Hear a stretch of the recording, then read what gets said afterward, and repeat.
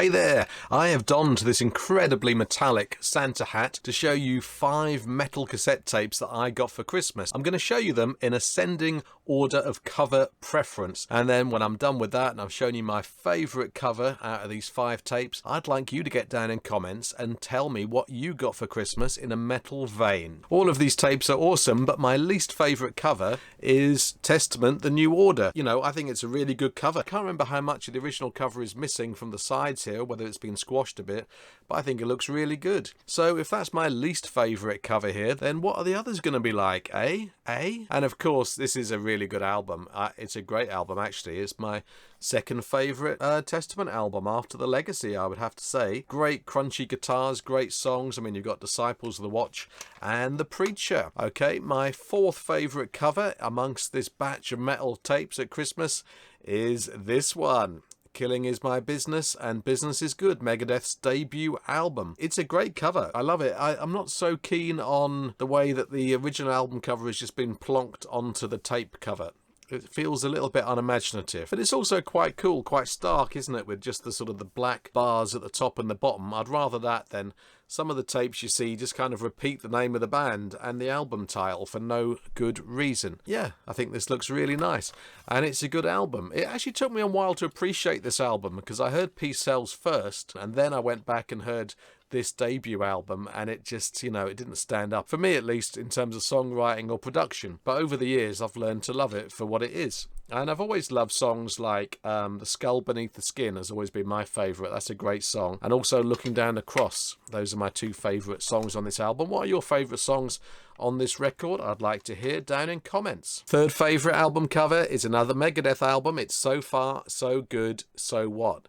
And I think this cover has kind of, it looks like Vic looks a bit elongated there, so I think the whole cover art might have been squashed a bit to get this on there, but that's okay. It's always fascinated me, this cover, what it's all about, because it's always been quite pixelated, hasn't it, this cover? I'm assuming that might have been kind of deliberate to make it look more futuristic or something like that. And I'd actually like to hear the story behind this cover. Was that like a figurine or a doll or what? It's a really good album. I've always liked the album. When it first came out, I don't think I liked it more than Peace Sells, and I still don't.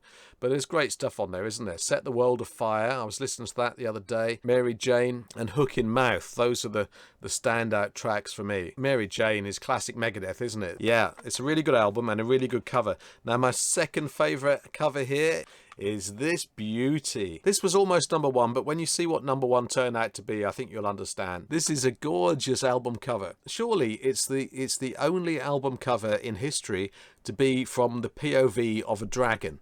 Basically, when you look at this cover, you are a dragon looking at itself in a crystal ball. Is that right? Is that the dragon holding it? Actually, no, it's not, is it? No, because you can see the dragon's hands in the ball. I don't know. Who is the holder of the crystal ball supposed to be? Anyway, I love this album. I think this might be my favourite Dio album, you know. And I know that's going to be crazy talk for some of you people, but nevertheless, it's true. It's got Sacred Heart on it, and it's got Rock and Roll Children, Hungry for Heaven, Like the Beat of a Heart, Just Another Day. I love that. Check out my top 20 Dio tracks list, by the way. I'll put it on screen at the end of this video. It didn't get watched all that much, but it was kind of from the very early days of the channel, so you might want to go back and watch it. If so, that would be really cool. Great cover. It's especially good when it's the right way up. Yeah, so I should have done it that way, but never mind. Right, what's number 1? If you're enjoying this and you haven't subscribed to this channel, then you might want to do that and also hit the bell notification, blah, blah, blah. If you want to really encourage me to make more videos, you might want to support me at Patreon even. But that's just crazy talk. I know that's not going to happen. Reverse psychology. No messing about. It's Scream Bloody Gore by Death. Yeah. I love this album so much.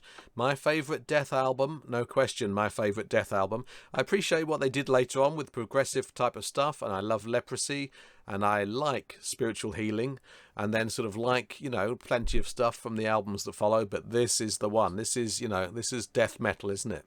This is death metal personified, and this is a Relapse re-release. I'd love to get an original cassette tape on Under One Flag or Combat or whatever, and I will get one as well, but I got this as a Christmas present because I just couldn't resist. It's one of those albums I'll happily buy on every variant forever. I've even got a Death Scream Bloody Gore jigsaw puzzle somewhere. It's a classic album, and this Relapse re-release also has a couple of extra tracks. Beyond the Unholy Grave, which is a great track, and Land of No Return, which isn't quite so great, I don't believe. Certainly not as good as Beyond the Unholy Grave.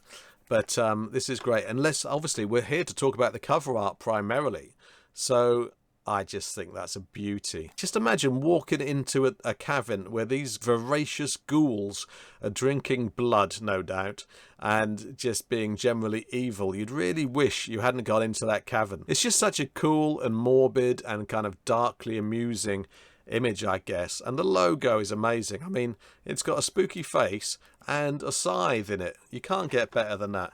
You simply cannot get better than that. And I'd like to hear what you got for Christmas in the metal department. Get down in comments and let me know. Until the next video then, Happy New Year and metal.